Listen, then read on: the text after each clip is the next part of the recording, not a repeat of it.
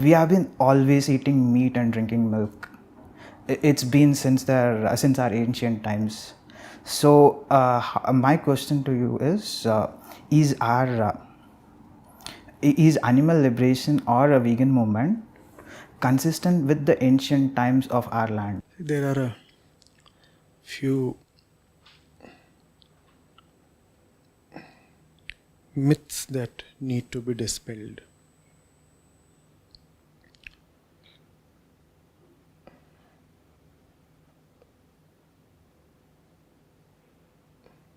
Yes, man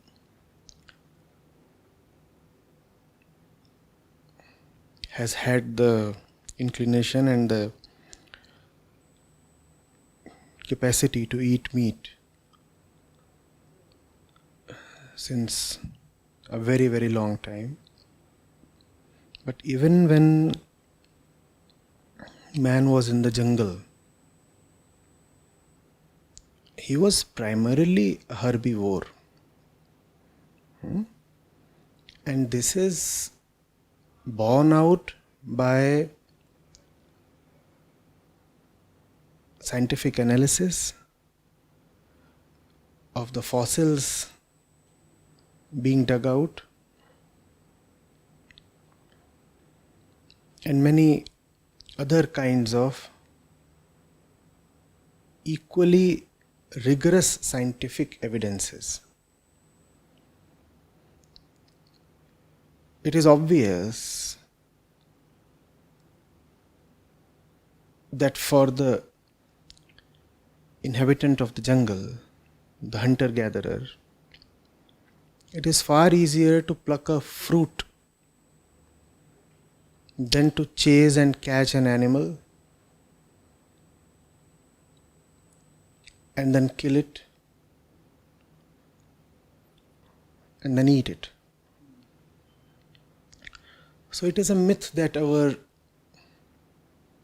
ancient forefathers were all carnivores. They did have meat when it was probably available, and that is likely to have been quite sporadic. So man comes actually from a primarily vegetarian, herbivore background.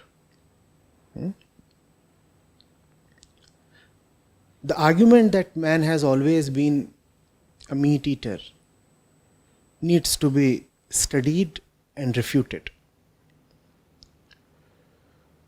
The current splurge in meat eating is not more than 200 years old.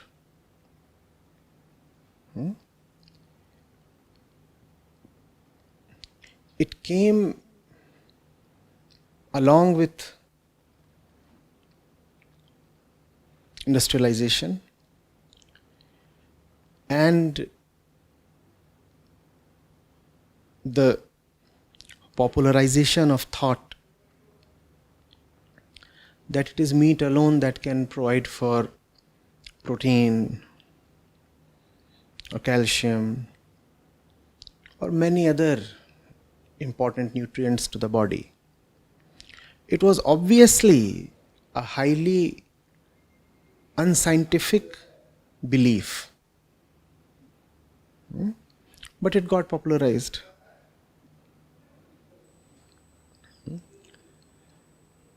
Now, since the last 30, 40, 50 years,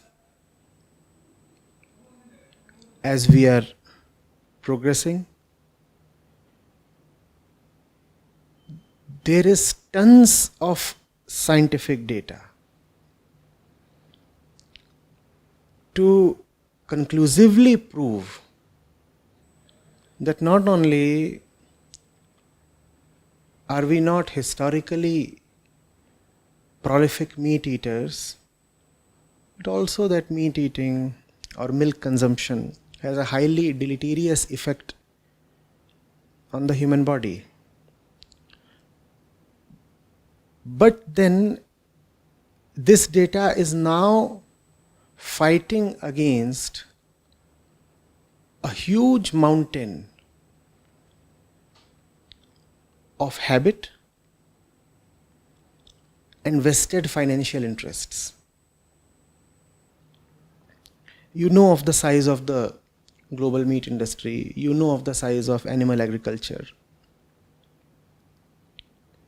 They are one of the biggest industries on the face of this planet. So now, even as it becomes known that probably mankind took a wrong dietary turn quite recently, just around 200 years back, in opting for a primarily meat-based diet, yet the momentum of the last 2 centuries is making it difficult for most people to correct their mistake. And of course, added to that is the heft of the meat industry, the financial power, the political power they possess, the kind of control over media that they have, and all the levers that they can pull. So that is there. First thing is, so a lot of people, like, so first my question is, like, I do understand there's mountains of evidence which proves the claim, but there have been lobbyist groups, or say there have been contradictory scientific research which now and then make headlines. Say for example, we have been carnivore, so it was recently on the Times of India, we have evolved as a carnivore, and other heading being meat is not as unhealthy as we see. So I mean, I do understand, say from past 40-50 years there have been mountains of evidences, but say now and then there are some evidences which contradict the claim, so which make people believe that there is a kind of confusion within the scientific community. So what do you have to say on that? 40s, 50s, right into the 60s, in the last century, it was still being upheld that cigarette smoking keeps you vital and active, and it was a popular belief that cigarette smoking, specifically among men, is a driver of masculinity as well. When it started becoming evident that cigarette smoking has a whole range of very, very harmful effects, when cancer cases started piling up, then the tobacco industry started sponsoring a lot of so-called scientific reports that would say that there is nothing wrong with tobacco and that cigarettes are not at all harmful for human beings. And they kept up the propaganda for another 10-20 years, almost till the end of 70s.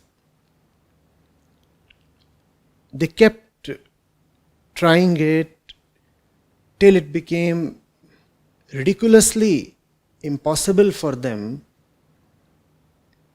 to keep pressing on with their claims. So why will they not do it? Their money is at stake. Greed can make man do anything. Greed can make man present any kind of pseudo-scientific evidence, which is nothing but blatant cheating and lying. Most of the reports that still try to defend meat consumption are sponsored by groups having vested interests, take the case of climate change as well. That climate change is happening and there is a clear scientific basis for it, was evident not today, but even 4 decades back. But then the fossil fuel industry kept sponsoring report after report that said, firstly, that there is no climate change. Then they said, oh, there probably is climate change, but it does not have to do with human activity. Global warming, they said, is not anthropogenic. Even today, they come up with something or the other that would confuse the population. That's their objective. To not let it become certain, absolutely certain, conclusively and finally certain, that climate change is happening and man is responsible for it. If you can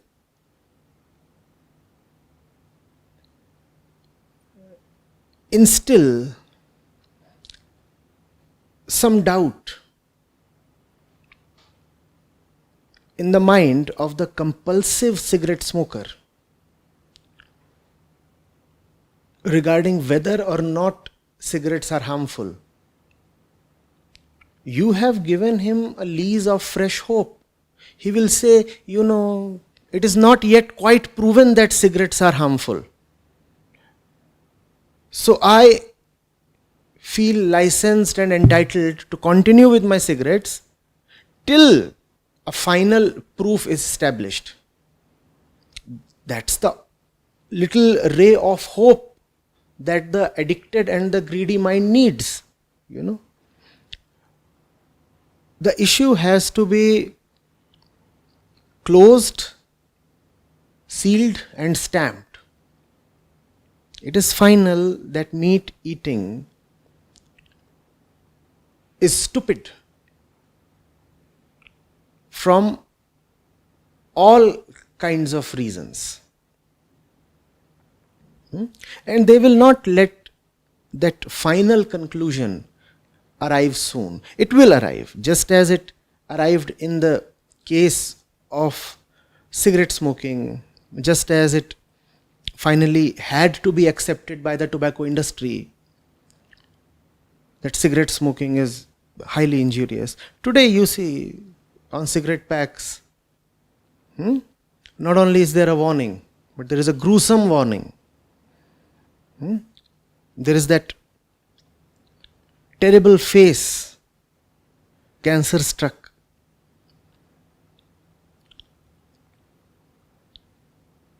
It was unimaginable that the tobacco industry would agree to it 4 decades back. Today they have had to agree because now there is popular scientific consensus. But they agreed only after claiming millions of lives by spreading misinformation. Same with climate change. Now everybody is coming around to agree that yes, there is climate change and climate change is due to human activity. But they are trying to delay the inevitable. They are trying to delay that there would be ultimately a consensus. That is also what the meat industry is trying now. 50 years back, it was the tobacco industry. 2 decades back, and still it is the fossil fuel industry.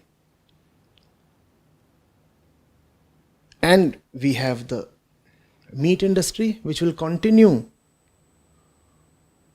definitely with its propaganda and lies right till the end of the next decade maybe.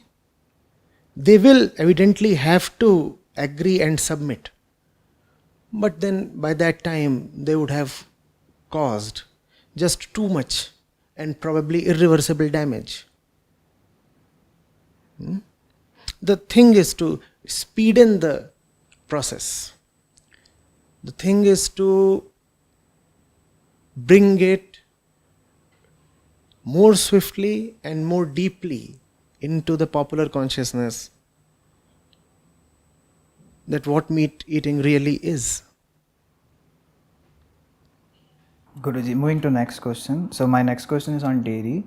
So what do you feel is the best approach to bring awareness about the cruelties of dairy industry, given that most Indians are heavily reliant and unaware of the realities which go in the dairy industry? Social media. Simple answer. If social media can be used to spread all kinds of mischief, elections are being won and lost on social media, right? You know of the e-commerce volumes now. So much is happening on the internet. Then the social media is the best means to demonstrate the horrors of the meat industry to the world, right? Today you have trends and trolls. Anything can go viral overnight. You need dedicated people who can bring these things out. You need videos and gruesome videos. You need to promote them. You need to pin them. You need to frequently circulate and broadcast them. And more people need to do that, because the meat eater is a self-deluder. You cannot eat meat without firstly lying to yourself. He will not want to know what the reality of meat consumption is. He will not want to know how animals are kept and how they are slaughtered. He will not know what the conditions of milch cattle are. He'll just want to happily and blissfully, in complete ignorance, consume packaged meat or packaged milk or milk products. It has to be shown to him what is it that he is really putting in his mouth. From where is it coming? What is the process? It is not a factory product. It is not coming from a conveyor belt. It is life. And you must see what that life has to go through and how that life ends just to satisfy your taste buds. So, I think a lot of change can happen if just the reality of the animal farms can be brought to people. Obviously, that will not have an effect on everyone, because there are people who have reached stages of neurosis where they love to see blood flowing, where they actually want their meat slaughtered right in front of their own eyes. And there are perverts who love to actually slaughter with their own hands. So we are not talking of extreme cases of perversion here, but the normal folk, the so-called gentiles,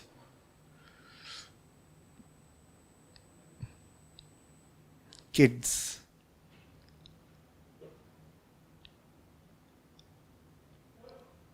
kinder folks, women, who live by some emotion, some pity, who still have not become dead, hardened and fossilized. They will be impacted, surely, when these photos and videos reach them. And if you can create that kind of a wave, a constituency on social media, then even the mainstream media will be forced to take it up. Mainstream media, is totally commercial. They will go where the numbers are. They will go where the viewers are. And if the viewers are in the vegan zone or the vegetarian zone, then the mainstream media will have to tilt towards that, cover that, use that for its own ends.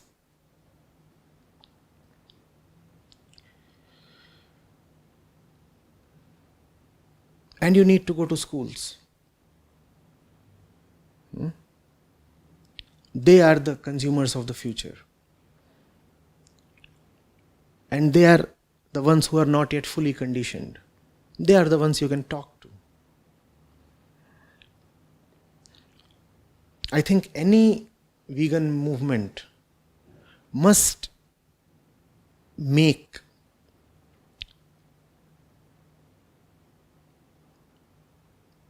the 8+ age group a key priority. It could even be 6+. They are the ones who must be converted. They are the ones who must be told that it is very important to know what really is there on your plate. So next question with respect to dairy is, I had recently met a doctor because of my fever. So when I spoke to her about being a vegan, so she immediately came to me and said what about your protein? Where I had to take my time and explain milk is not even close to the best source of protein, or milk doesn't even have abundance of protein. So with this kind of a lesser nutritional knowledge with the doctors, and majority of the people tend to believe what doctors say. So how is that we should work? You need to then educate the doctors, Simple. You might be an MBBS or an MD or a DM, but you could still be quite illiterate. You might still not have basic knowledge regarding the nutritional value of various food products. You could have a quack graduating even from the best medical college. And you're right. So many doctors just do not know that milk or meat are, as you said, nowhere close to being the best sources of protein or vitamins or iron or calcium, anything. In fact, there is a lot of misinformation even on vitamin B12. So, just as everybody else needs to be educated, doctors too need to be educated, because the public believes the doctors. So go to the doctors and tell them. Otherwise, yes, it is very, very common that you go to a doctor and if you are a vegetarian, he kind of scoffs at you. It's a very disdainful glance that he throws at you. Vegetarian? And that too you see is a relic of the 50s, 60s, 70s. It has gotten into the popular culture that to be big and strong, you have to have meat. Whereas this is so foolish.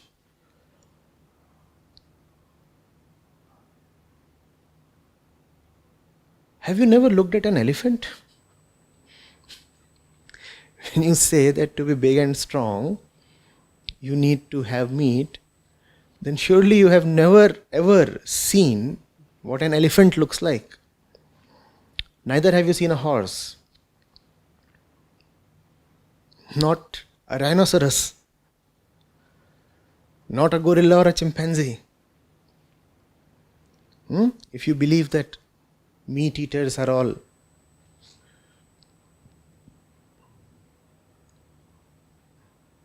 yes, it's ridiculous. There are two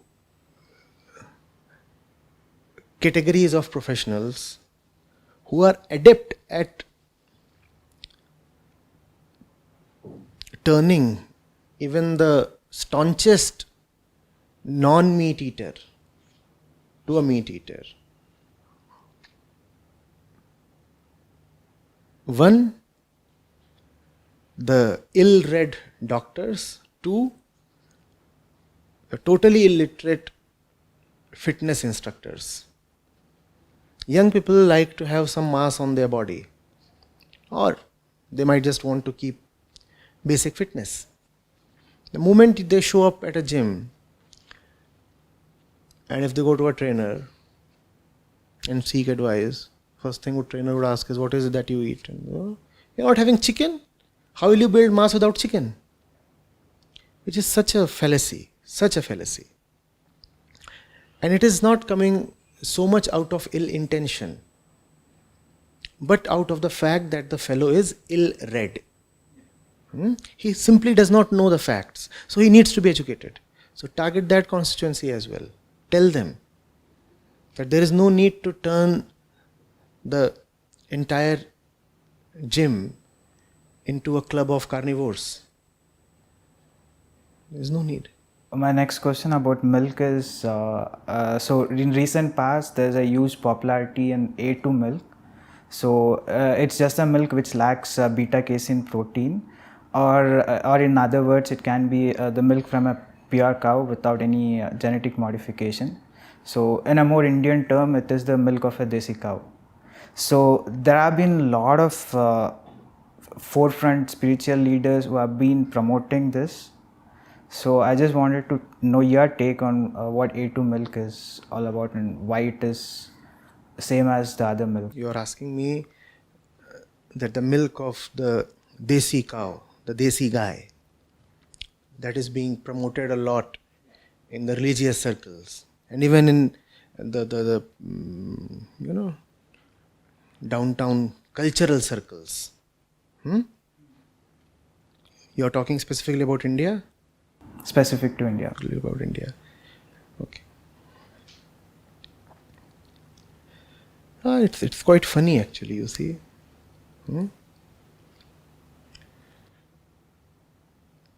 We worship the cow and we torture it no end. When people talk about desi gai ka doodh, desi gai ka ghee, they do not even know what they are doing to the creature they call as mother. Is this the kind of behavior you mete out to your mother? Milk her, put a noose round her neck, leash her to a pole or something, or to a nail, and then keep milking her, artificially inseminate her, and then leave her to her fate once she becomes old and infertile and dry.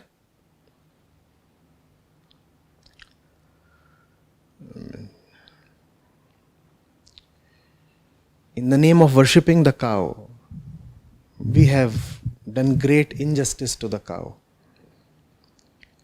Again, people need to be presented with facts and figures. People need to know that the dairy industry and the meat industry are inseparable. People think, and there are millions of such people in India, people think of meat eating as some kind of a lowly activity. It is even a taboo to many. But they think of milk, drinking milk, as something holy. So the fellow will say, I don't even touch eggs. I survive only on milk. As if milk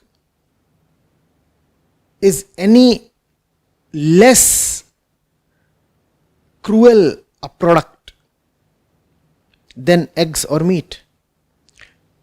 The direct and symbiotic relationship between the milk industry, milk products industry, and the meat industry is not at all clear to people. Not at all. There will be people who will be prepared to lay down their lives if they are asked to eat meat. They'll say, we are prepared to get killed, but we will not take meat.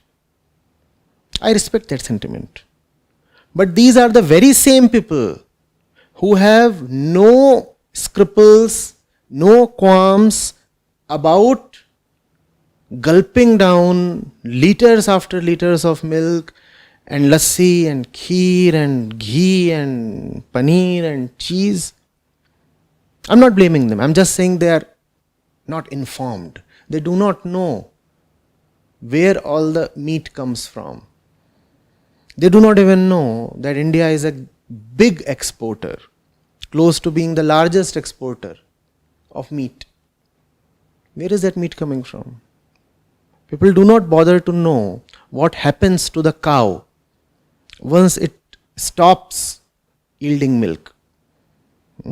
And I do not mean to say that the only injustice meted out to the cow is the one after it becomes old.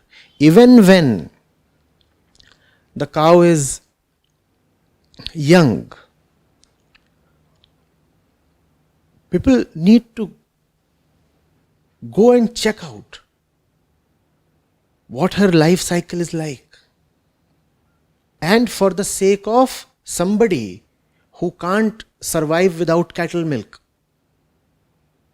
It's quite stupid, you know. There is no animal in the entire universe that needs to have milk of any creature other than its own mother. Man is the only one who wants to drink cow milk, buffalo milk, goat milk, yak milk, camel milk. Camel milk is for the camel offspring. Is it not? Buffalo's milk is for the calf. So what kind of ingredients is the buffalo milk likely to have? The ones that are suitable only to the buffalo calf. Remember, those ingredients are suitable only to the calf, the little calf. What will those ingredients do? They will quickly turn the little calf into a full grown bull. Is that what you want to become? A bull with a huge body and very little brains? That's what milk will do to you. Milk has nothing for you. The milk that a human being needs is adequately provided only by his or her mother. And once the mother stops breastfeeding, that is it. Now the human child needs no more milk. But it's such an obsession. And if you think deeply about it, it's a very, very perverse obsession. Trying to have the milk of a female of another species.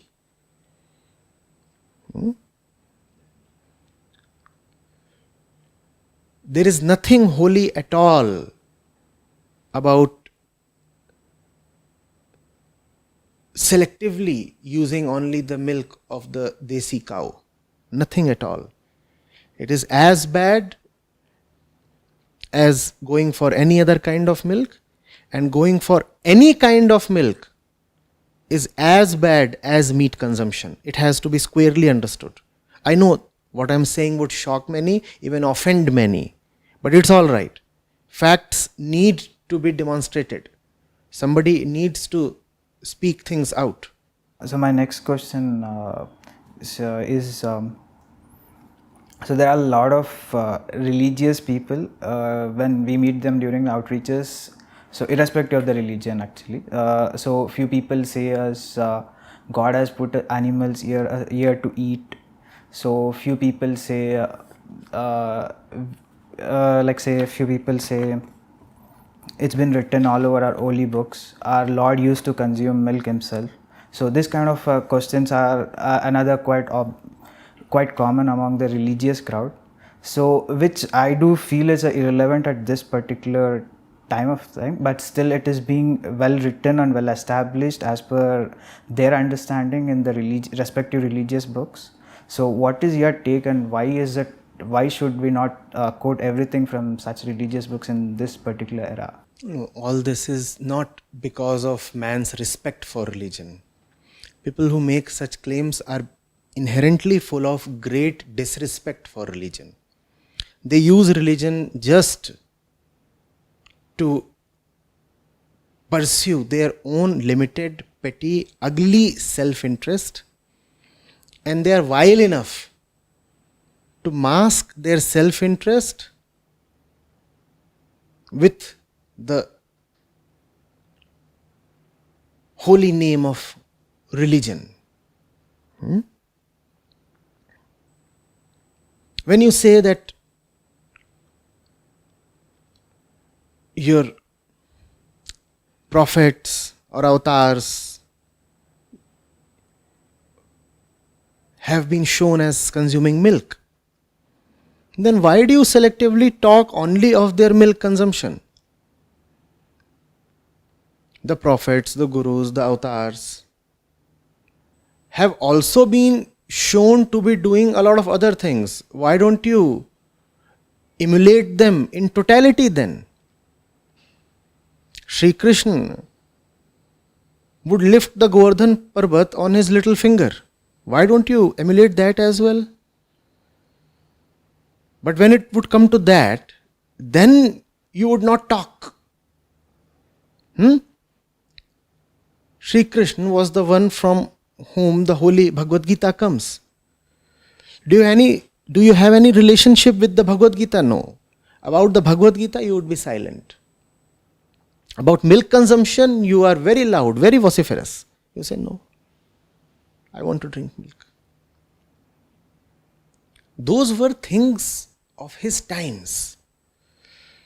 He was born in the clan of milkmen. So just as he was not wearing shirts and pants at that time, similarly he was consuming milk. There is nothing timeless, there is nothing eternal about milk consumption. It was a thing of that particular era, that particular age. Why don't you wear the same dress that Sri Krishna used to wear? Why don't you ride the same vehicles that Sri Krishna used to ride? Why don't you say that all cars should be abolished because Sri Krishna was not riding cars? You have to understand that the message of the Holy Gita is eternal, applicable yesterday, applicable today, and would always be useful in the future. But not everything is timeless. Are you getting it? Similarly, people talk of Jesus or Prophet Muhammad, that they have been depicted as having meat. A few things, I repeat, belong to times and conditions of the particular centuries and the particular places where the holy men operated. They would obviously speak the language of their times, eat the food of their times, wear the dresses of their times, use the transportation of their times.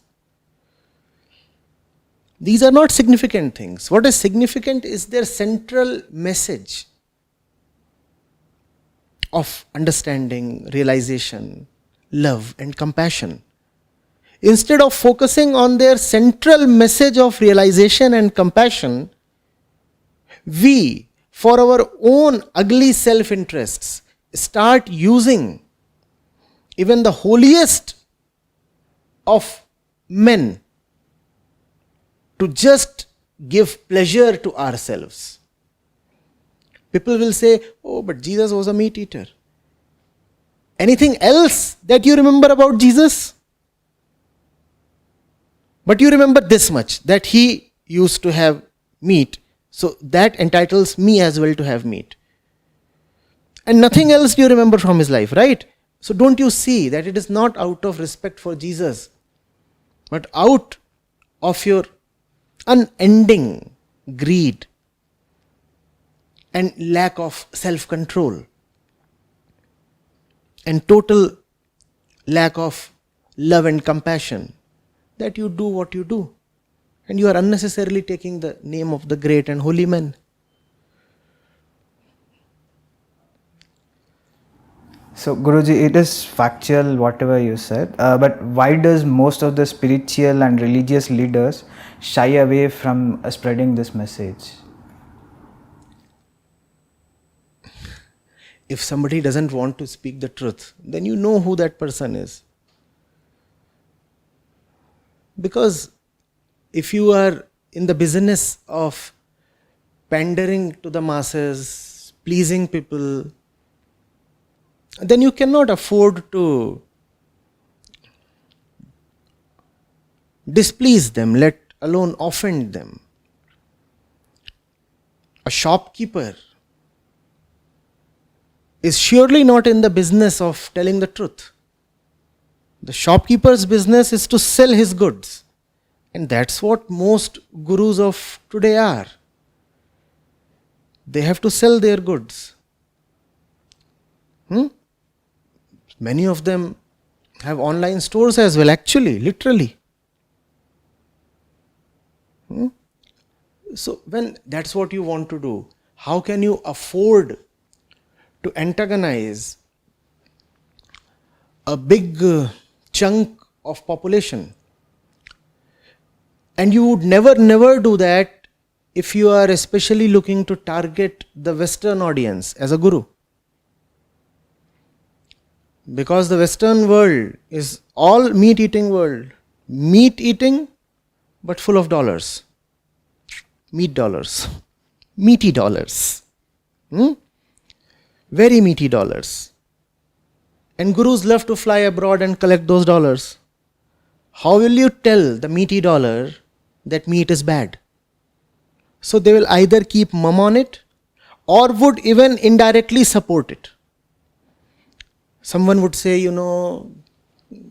meat eating is not all right, but you can have, some chicken you can have, some fish you can have. What kind of lowly advice is this? Shameful.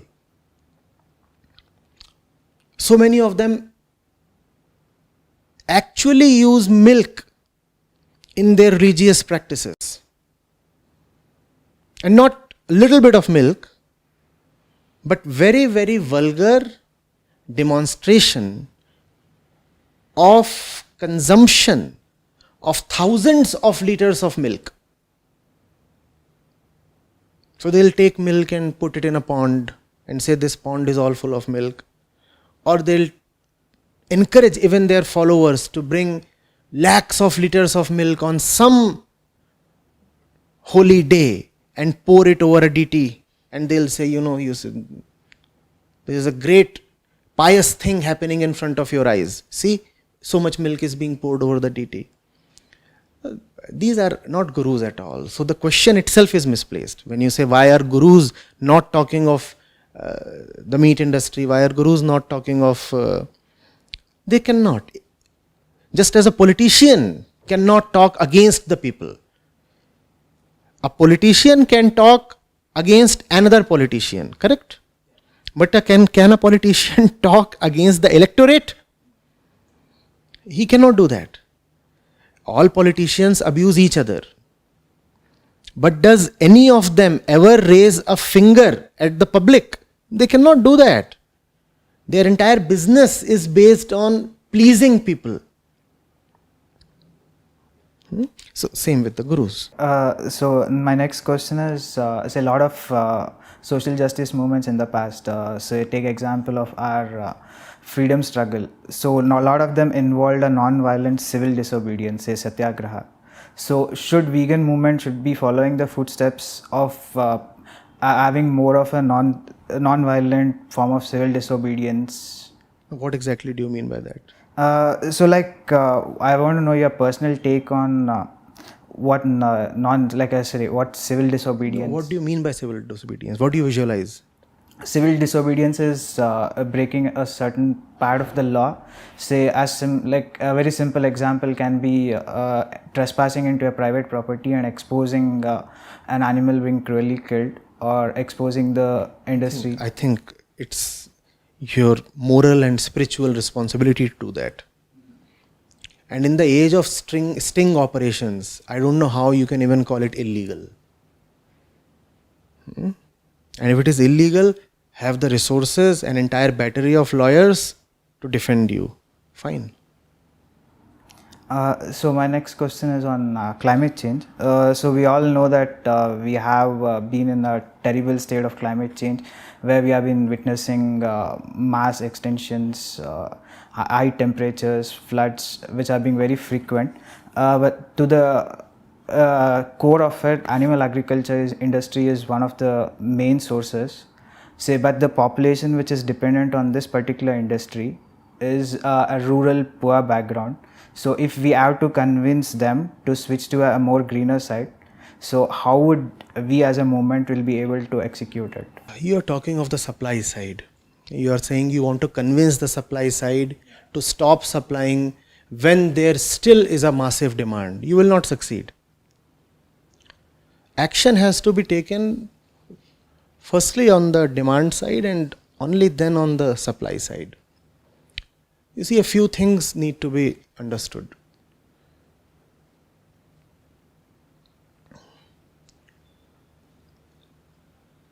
Why did this entire huge spike and spike after spike in meat consumption come first after all? Because it became fashionable. And there was a lot of propaganda around it, correct? People just followed. You too will need to propagate. You too will need to publicize. When I say you, I do not mean you as separate from me.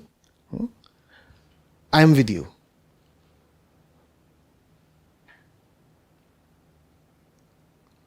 There have to be cultural steps. There have to be legal steps.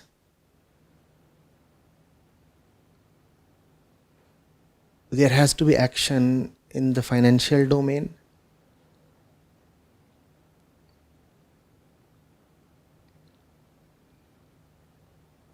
And there has to be information.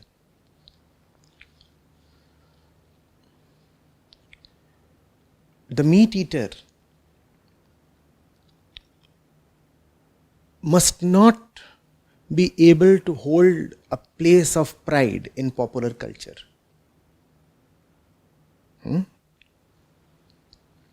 You need to have celebrities coming out and endorsing veganism, at least vegetarianism.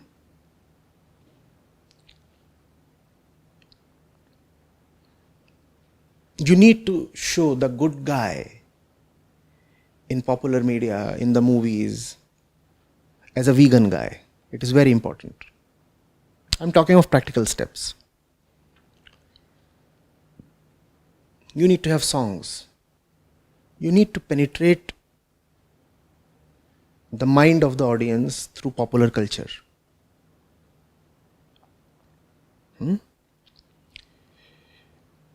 And on the harder side, you have to realize that every meat eater is actually being subsidized, greatly subsidized by every non-meat eater. This is injustice. This is direct stealing of money, pinching of money from the pocket of the vegetarian or the vegan to subsidize the meat eater. When you eat meat, when you eat chicken, you are actually not paying for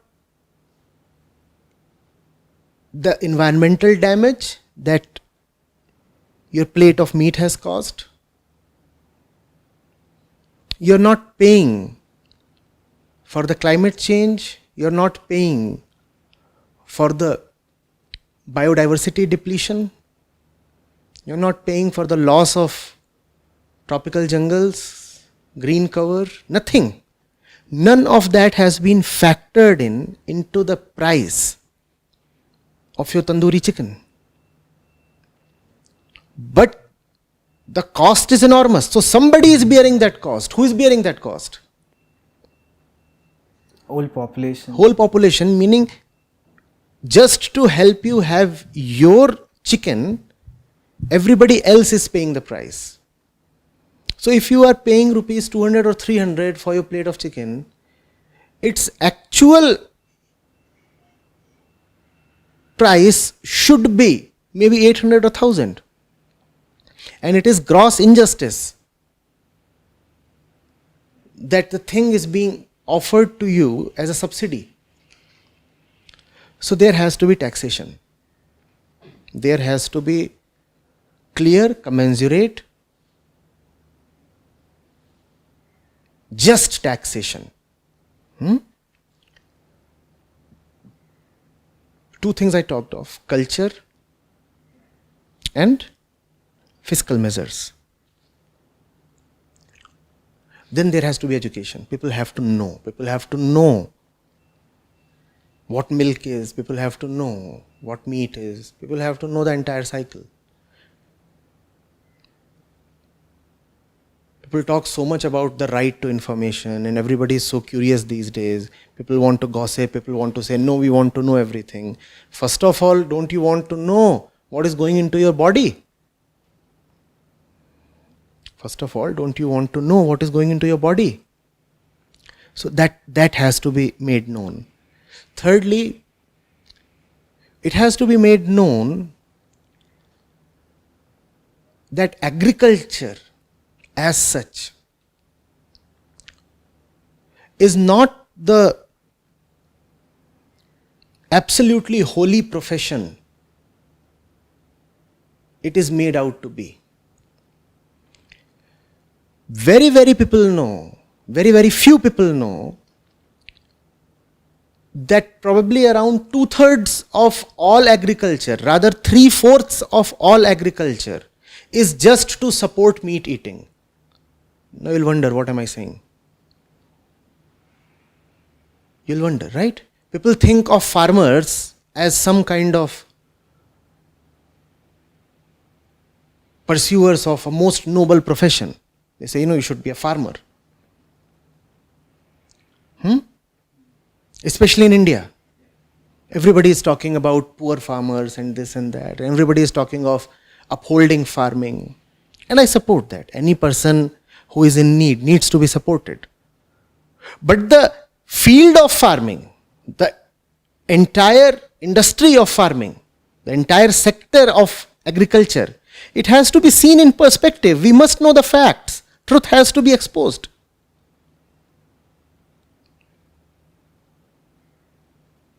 Out of every 4 kilograms of grain that comes out from the farmer's field, 3 kilograms goes towards feeding animals so that they can be slaughtered and the meat eaters can have their meat. That's the reality of agriculture. On one hand, we talk so much about preserving forests. And if forests go, then the habitat of so many species just disappears. You need not physically eliminate those species. You just need to cut the forests down. And those species are gone. Now, why are the forests disappearing at such a huge rate? Do you know, even as we are talking, how many acres of forest has been cleared off in the last 1 hour itself? Can you even imagine? Now go find out. You'll be startled. Even as we are discussing this, at an unimaginable pace, trees are being felled. Unimaginable pace. Why are those trees being felled? So that there can be more agriculture. That agriculture goes towards feeding the ever increasing population, because we cannot live without kids. Further, we cannot live without our chicken wings and chicken burgers and mutton this and beef that. We do not even know that to get 1 kilogram of chicken or mutton or beef, you require probably 20, 30 or 40 kilograms of grains. So most of the grains that is being raised in the farmers' fields is for the purposes of meat. That is something people must know. You cannot just blindly keep on talking of agriculture as something so holy and pious and natural. Are you getting it? Then the kids. Reach out to them. It has to be a holy war. You have to, pardon me my language, invade schools. It's a battle for the mind. The kid must grow up knowing fully well that it's monstrous to kill an animal to eat it. Are you getting it? And that would require a change in the entire value system of the kid. Veganism cannot succeed if you just keep talking of animals. You keep saying, oh, it is bad to look at animals as a commodity, it is bad to exploit animals. If man is exploiting man, why will man refrain from exploiting animals?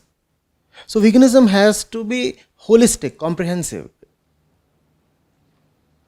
You may not like it to hear it this way, but veganism has to be basically a spiritual movement. Veganism has to be a movement of compassion. And when compassion comes, you will not be compassionate towards merely the animals. When compassion rises in you, then you will be compassionate towards everything, everybody, and yourself. First of all, you will cease to be cruel towards yourself, which most people are. So veganism needs to broaden its scope. You say, oh, it's bad to treat animals that way, this way. One should not use leather.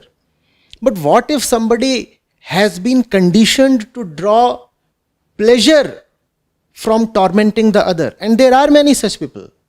There are cuisines around the world where animals are eaten alive. You like to have an octopus, a living octopus, on your plate, and then you take the octopus and you take it in. There are people. You have to address the entire value system. You have to ask man, who are you? What is it that you want? And how will you get it? By slaughtering somebody else. And what if it is proven that that which you really want is being hindered, impeded, obstructed by your food habits? And your food habits are not merely your food habits. Your food habit is your life habit. The way you eat is the way you live. If you are horrible with your food, then surely your life too is horrible. This has to be drawn home. So, a lot of work needs to be done. For veganism to succeed, you would actually require a new man. It's a big battle and it's worth fighting. It's worth fighting. Guruji, next question is, we are organizing an animal rights match, so coming weekend on 10th of November. So, as I just wanted to ask you, like, why should the masses, so whether vegan or not, why should they join in this movement? So, you have any word for them? We have already spoken enough of that. I mean, if you are not joining the vegan movement, I don't know how you are eligible to call yourself educated. I don't know how you are eligible to call yourself even human. Yeah. So, Guruji, that's all with my questions.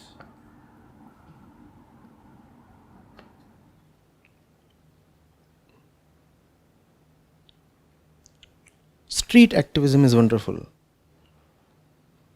My advice is, do not forget that you have to be educators first.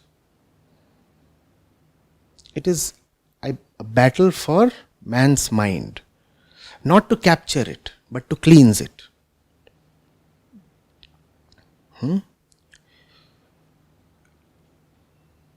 It is not just the future of planet.